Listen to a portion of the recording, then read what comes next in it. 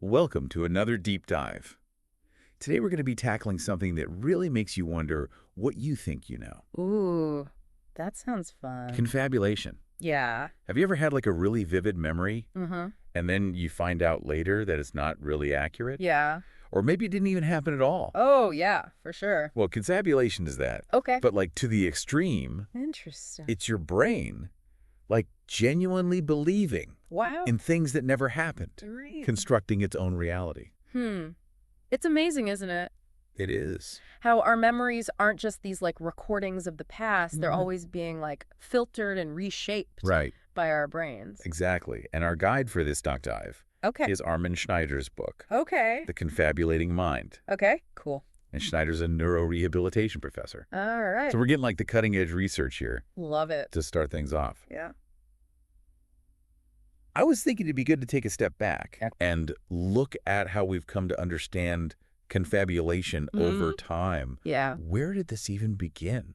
Well, it's like a lot of scientific discoveries, right? Sure. Starts with observations. Yeah. And so back in the late 1800s, Okay. doctors noticed this weird thing happening Uh-huh. with patients that had Korsakoff syndrome. Korsakoff So syndrome. I've probably heard of it. It's Yeah. a neurological thing. Yeah. It's usually linked to like chronic alcohol abuse. I remember reading that it can cause severe memory problems. Exactly that. Okay. And with Yeah. those memory problems were these instances where patients, they'd be recounting events and experiences that hadn't happened. Oh, wow. And it wasn't lying. Okay. They genuinely believed these false memories. So imagine trying to make sense of that Yeah. as a researcher back then. I know, right? Like, the brain is already complicated. For sure. And then on top of that, Yeah. you have this phenomenon where it's like creating its own reality. Yeah. What were some of those early explanations? Oh, they were all over the place. Okay. It was really a mixed bag. Yeah. And it just shows you how limited Yeah. our understanding was back then. Oh, yeah. So some researchers thought that confabulation was just the brain's way Okay. of filling in the gaps in the memory. Like completing a puzzle with missing pieces. Yeah, exactly. Uh-huh. Others said, no, it's more about like messing up the order of events, Oh, yeah. like mixing up the sequence of what happened. So like scrambling chapters in a book. Yes. And then trying to make sense of the story. Exactly. Wow. And then some other researchers said it was psychological, like Yeah. maybe personality traits, Wow. things like introversion Yeah. or feeling inferior Wow. might play some role. It's amazing how far we've come. Yeah, it really is. I bet those brain imaging techniques really helped. Oh, yeah. Those were a game changer. Okay. Imaging like PET scans Uh-huh. and fMRI. Now we can like look inside the working brain, Right. see what's happening, Yeah. see the activity, and Mhm. start to say, well, these regions are involved. Okay. And that's when the ventromedial frontal lobe Yeah. Yeah. really emerged as a key player. I know the frontal lobe is like all of our higher thinking, Right. decision making, Yeah. even personality. Exactly. But okay with trying to make sense of all this, Yeah. I always get tripped up Okay. by all the different types of confabulation. Yeah. To me, it just sounds like false memories. That's a good point. Right. But not all false memories are the same. Okay. And it's not just about Yeah. whether a memory is true or not. Okay. It's about how these memories show up Right. and what they tell us about the brain. Okay. Schneider actually breaks down confabulation into 4 types, Okay, great. each with their own characteristics Okay. and brain regions. Okay, I'm ready. All right, let's do it. What's the first type? Intrusions in memory tests. Have you ever been given like a list of words to remember? And then you try to remember them and you accidentally say a word that wasn't on the list? I do that all the time. Does that mean I'm confabulating? Not necessarily. All right. These intrusions happen to everybody, Yeah. especially if we're tired or stressed Right. or under pressure. Yeah. But they happen a lot Okay. in people with neurological conditions. Okay. That's what sets them apart. That's a good distinction.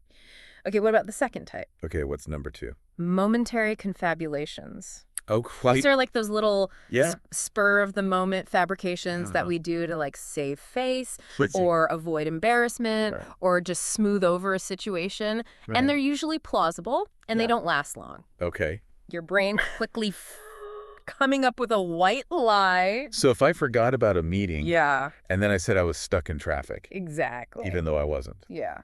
Uh, A little white lie to keep things moving. okay, that makes sense. And now for the third type, Okay. things get a little more interesting. All right. Fantastic confabulations. Oh. This is where the whole, like, creating your own reality Okay. really comes into play. Okay, tell me more. So in these cases, Mm, people tell these big, outlandish stories right. that have no basis in reality. Yeah. Someone might say they were abducted by aliens, Wow. or have secret superpowers, Wow. or that they're royalty Okay. from some hidden kingdom. So it's like their brain is writing a whole fictional story. Yeah, like an entire narrative. Wow, that's crazy. And the last type. Good. This is where Schneider's research really focuses, Okay. behaviorally spontaneous confabulation. Okay. Now, it's not just telling stories, Yeah. it's the memories actually influencing a Okay. person's actions and Oh. decisions. Okay. They start to behave in ways that Yeah. show a confused sense of reality. Their actions just don't line up with what's actually happening. So they're like living Yeah, as if those stories were true. exactly. And this can be hard because Right. it's difficult to tell what's real and what's made up for Okay. them. Right. Their actions might seem illogical Yep. or even dangerous. Wow. Okay, so with all this talk about different types of false memories, Mm-hmm. are all false memories confabulation? That's a great question, Yeah. and it's a common misconception. Okay. The answer is no.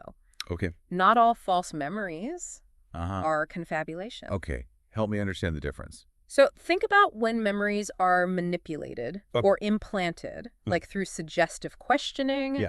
or hypnosis Okay. or even legal manipulation. Uh-huh. These are cases where outside forces Okay. are changing the memories. Right. That's not true confabulation. Okay, so there's a difference between Yeah. externally manipulated memories and then confabulation, which comes from the brain itself. Exactly, with confabulation. It's not like the brain is being tricked by Okay. something from the outside. Right. It's making these false memories Yeah. on its own. Wow, okay. And that's what makes it so interesting. Right, so if it's not just memory gaps Uh-huh. or outside manipulation, Yeah. what's really going on in the brain?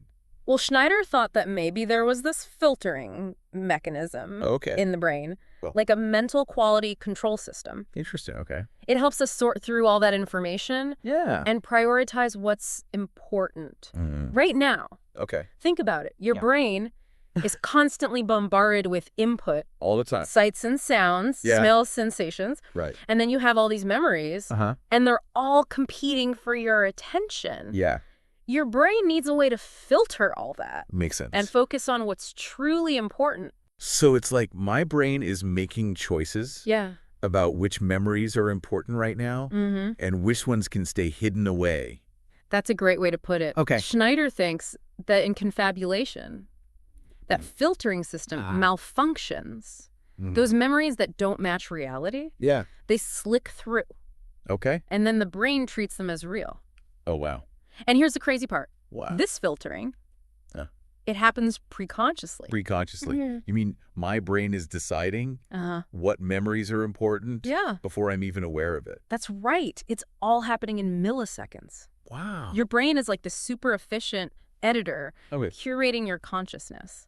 Wow, that's amazing. It makes sure that only the relevant stuff Yeah. gets to the final cut. That's mind-blowing. It really is. It really makes you appreciate how complex the brain is. For sure. But then this makes me think, Yeah. if that filtering is so important, what goes wrong in people who confabulate? That's where things get really interesting. Okay. And it's connected to another thing Schneider talked about. Okay. Reality checking. Reality checking, like Yeah. making sure my memories actually line up Mm-hmm. with what's happening. Exactly. It's a process that's happening all the time, Okay. often unconsciously, Okay. where your brain is comparing Yeah. your expectations with what's actually happening. Okay. It's how you stay grounded in reality. Right. It's how you avoid bumping into things Yeah. or making bad decisions based on bad information. Okay. Schneider found that people who confabulate Uh-huh. struggle with this reality check. Oh, so they're not comparing Yeah. what they think is going to happen Yeah. with what is actually happening. Exactly. So those false memories stick around, Right. even when they don't make sense. Okay, so their memory filter isn't working, Right. and then they're not checking those memories against reality. Exactly. And it makes sense that those stories would take hold. And here's the even more interesting part. What's that? It ties into the reward system, too. The reward system. Mhm. What does that have to do with memory and reality? So the orbitofrontal cortex, the part involved in memory filtering, Yeah. it has strong connections to other brain areas Okay. that process emotions Okay. and regulate the reward system. Interesting. The amygdala Uh-huh. and the substantia nigra, Okay. those are involved in pleasure Okay. and motivation Uh-huh. and learning. So our memories, Yeah. our emotions, our sense of reward, Uh-huh. all linked. It's amazing. It Yeah. seems like that reward system, Yeah. it reinforces memories Oh, that yeah. match what we expect, Uh-huh. and it also signals when we're wrong. Right. So we change what we're thinking or doing. So if I think something's going to happen, Yeah, but it doesn't, my reward system tells me, hey, something's off. that's right. Okay. Time to adjust. Got it. But with confabulation, Yeah. this is messed up. Right. The brain isn't registering those Right. clashes with reality, Okay. and the reward system isn't sending those error messages. So they don't get that feedback Yeah, that something's wrong exactly. with how they're seeing things. That's a good way to put it. Okay. And this leads to another connection Schnider made Okay. between reality checking Yeah. and something called extinction. Extinction. Yeah, In learning. in learning. Yeah. Okay, what's that? Think about it like this. Okay. Extinction Yeah. is unlearning something Uh-huh. when it doesn't lead to what you want. Okay. Like, let's say you have a favorite vending machine. Okay, I'm picturing it. It always gives you your favorite snack. Yeah. But one day, Uh-huh. it malfunctions. Oh. And no matter what you do, Yeah. it doesn't give you your snack. Oh, no. You keep trying, right? Yeah, I would. We all do, but Yeah. eventually you'd realize it's broken. Right. And you'd stop pressing the button. Okay. That's extinction. Okay. You've unlearned Yeah, that pressing the button gets you the snack. got it. You've adapted to the Oh. new reality. Okay, I get it now. So Schnider thinks Yeah. that damage to Area 13, Uh-huh. that memory filter part, Right. could mess up this extinction process. Okay. In people with confabulation, Yeah. the brain might not be unlearning Okay. those false memories. So even when their memories don't match reality, Uh-huh. they're still stuck Yeah. in those old patterns. It's like they keep pressing the button Yeah. on the broken vending machine. That's a really good way to think about it. Yeah. So this whole idea of extinction makes me wonder, Yeah. how does the brain even decide Right. what memories are important in the first place? That's a great question. And honestly, Yeah. it's one of the biggest mysteries that Schnider's work brings up. Okay. We know the orbitofrontal cortex is involved, Uh-huh. but how it decides what's Yeah. relevant Right. is still being researched. So we still have a lot to learn Oh, yeah, tons. about how the brain creates our reality. Sure. It's crazy to think about. I know. Our brains are sifting through all those memories, all the time. choosing what to focus on Yep. without us even knowing. Yeah, it's wild. It's like our brain is creating a personalized reality show. That's a good way to think about it. Yeah. It shows us how subjective Yeah. our experiences are. Right. We're not just passive. Right. Our brains are shaping Yes. how we see and interact with everything. This is making me question everything I thought I knew It's a lot to take in. about memory. It really is. It's not just a storage system. It's like an active force Right. shaping my experience. And like we see with confabulation, Yeah. sometimes that can lead to problems Right. that make us question. What's even real? Schneider mentions something interesting, What's that? that the memories in confabulation Mm. are usually old, Uh-huh. habitual ones. Why do you think that is? It is kind of weird, right? Yeah. You'd think Yeah. it'd be the newer ones, Right. but maybe Yeah. there's something about those old memories that makes them more likely Okay. to come up in confabulation. Like those paths in the forest? Yes, They exactly. walk them more and more, Uh-huh. the deeper the grooves get. Yeah, and it's harder to go off of them. Yeah. It could be that those old memories Yeah. are so ingrained Yeah. in our brains Yeah. that they're harder to suppress, Okay. even when they're not relevant Right. or accurate. Yeah. They've become part of Yeah. how we think. So it's not just about how strong they are. It's about how much they're a part of us. Exactly. Our identity. It raises questions about Yeah. memory and identity. If those experiences, Yeah. even the wrong ones, Yeah. make us who we are, Yeah. what does that mean for us? Yeah. How much of us is based on facts? Right. And how much is these stories? Right. That our brain made up. Those are big questions. Yeah. I don't know if we have the answer. It's definitely something to think about. Yeah, This has been really eye-opening for me. that's great. I'm seeing memory in a whole new way. It is interesting, isn't it? It is. It's not just about the past. Right. It's about who we are now. Yeah. And confabulation shows us that understanding how memory works Yeah. can help us in our lives. Okay, so this has been really insightful. Good. I'm glad. And I feel like we're just getting started Oh, yeah, there's so much more.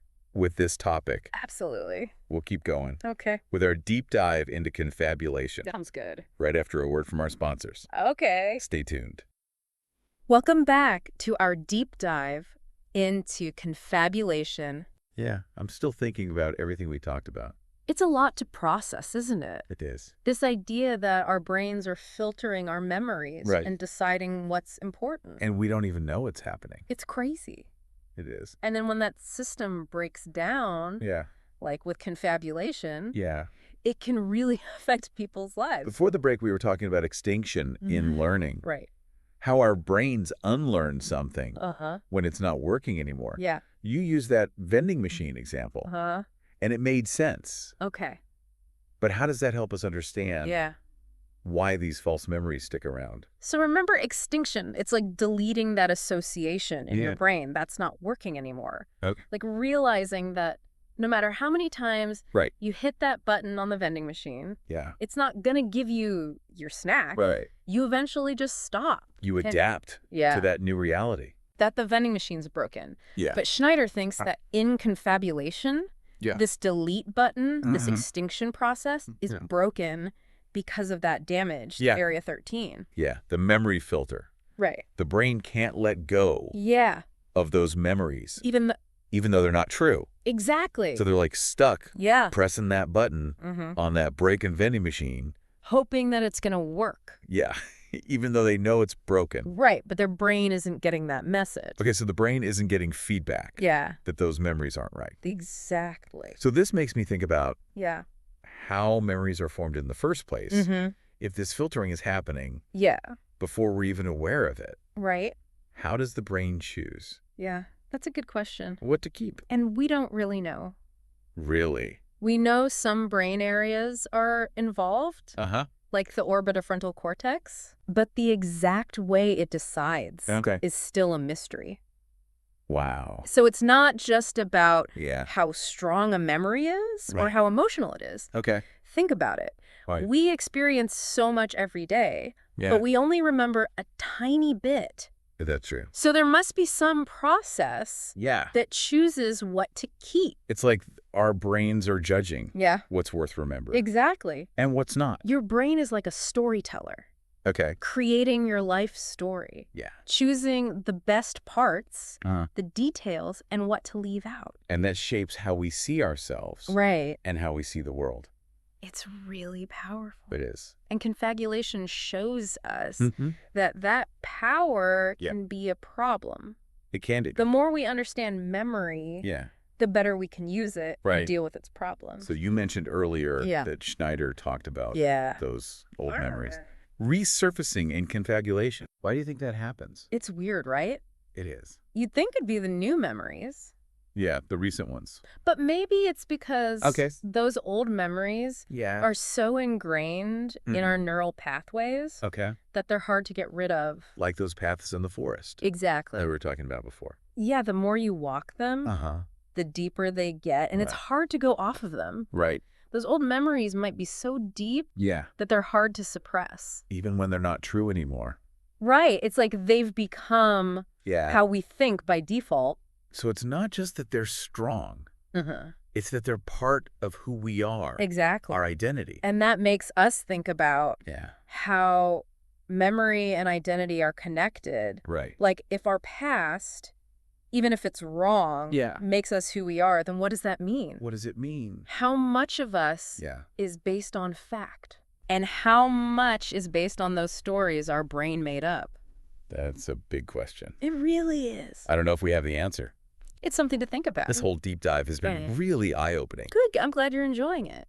I am. It's fascinating stuff. It is. Memory isn't just about the past. Right. It's about who we are right now. Yeah. And confabulation shows us that understanding memory can really help us in our lives. in our lives. Exactly. I think we're just scratching the surface here. Oh, yeah.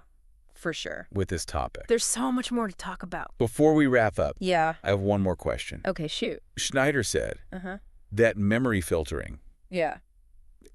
happens before we're aware of it. Yeah, preconsciously. Yeah. Does that mean we have no control over our reality? That's a question people have been asking Yeah. for a long time. Right. It gets to those big ideas Yeah. of free will and determinism. Yeah. But even though so much of our brain is working without us knowing, Right. I don't think that means Yeah. we're powerless. So you're saying Yeah. we can still influence So how our brains shape reality. I do. Even though we can't control Right. that preconscious filtering, Yeah. we can still affect the memories themselves and Yeah. how they're connected. Right, through Yeah. what we think, Yeah. what we do, and the experiences we have. So I'm not just a passive observer. I don't think so. By living my life, Yeah. being mindful, Mm-hmm. learning new things, Right. I can shape my reality. Exactly. I love that. It's powerful, right? It is. To think that we might have more control Then we realize. than we realize. Exactly. It kind of gives a new meaning Yeah, to mind over matter. it really does. This has been such a great discussion. I'm glad. And we've learned so much It is fascinating. about how our brains create reality. It is. I think we should give our listeners Okay. a moment to think about all this. Yeah, that's a good idea. We'll be back in a minute Okay. to wrap things up Sounds good. and share some final thoughts Looking forward to it. about confabulation. Welcome back to the deep dive we've been exploring. Yeah. This world of confabulation where our memories and imagination Yeah. can get all mixed up Right. and our brains create their own realities. Yeah, it really shows you It does. how powerful the brain is and how adaptable But it also makes you think it does. about how important it is Yeah. to think critically Uh-huh. and to question Yeah. what we think we know. Yeah. You know, going through all this, I'm realizing Yeah. how often we just accept our memories Right. as fact. Yeah, we just assume Yeah. they're accurate. Right. But after learning about confabulation, Yeah. I see things differently now. I do too. It makes you realize Yeah. our memories, Yeah. even the really vivid ones, Right. can be affected by our emotions, our Yeah. expectations, Right. even what's happening around us. Yeah. So how do we deal with that? Yeah, how do we live Yeah. knowing that our memories aren't perfect? Exactly. Well, I think it shows us how important communication is Uh-huh. and not making assumptions. Right. Like if someone's remembering something wrong Yeah. or if they're acting Mhm. based on something that's not true, Right. we need to be understanding. So instead of saying they're lying, Yeah. we should understand that. Uh-huh. Maybe their brain Yeah. is seeing things differently. Exactly. Confabulation. Yeah. It's not about lying. Right. It's about the brain Yeah. trying to figure things out, Uh-huh. even if it means making things up. Right. We need to be patient Yeah. and communicate clearly. This has big implications It does. for things like Yeah, legal cases, for sure. eyewitness testimony. Huge. If our memories are so easily influenced, Uh-huh. how can we trust them? That's a really important point. Yeah. And Schneider's work shows us that we need to be careful Yeah. when we're using eyewitness accounts. Yeah. Memories aren't perfect. Right. They can be changed. Yeah. It makes you think twice He does. about everything you see and hear. Everything. I'm definitely more aware now Me too. of my own memory's limitations. I think that's a good thing. Yeah. Come out of this deep dive. Okay. Knowing that our memories aren't perfect, Yeah. being open to the idea Yeah. that we might be wrong, Okay. that makes us better thinkers. Yeah. Better at understanding information Mm. and better communicators. I like that. It's like Right. trust but verify, Exactly. but for our own memories. Don't be afraid Yep. to question your memories, to Yeah. compare them to other information. Uh-huh. To look for other perspectives. So is there anything we can do Yeah. to keep our memories sharp? That's a good question. Yeah. And maybe reduce the risk of confabulation. Like, is there a mental workout? There's no sure way to Oh, prevent memory problems, Yeah. but there are things you can do Okay. to keep your brain healthy. Okay. Just like exercise. Yeah. Strengthens your body. Uh-huh. Mental stimulation. Okay. Keeps your brain sharp. What kind of things? Things that challenge you. Okay. Learning new things. Yeah. Puzzles. Okay. Reading good conversations. That's all it. of that Yeah. helps your brain make connections. It's like keeping the brain active, Exactly. flexible, adaptable. Try new things. Okay. Learn a new skill. Uh-huh. A new hobby. Okay. Travel. Okay. Yeah. All of that is Yeah. good for your brain. I like that. It's not just for kids. Right. It's for everyone to keep our brains healthy. Exactly. And don't forget social interaction, talking to people, sharing stories, having debates, all good for your brain. So being social isn't just good for our mood.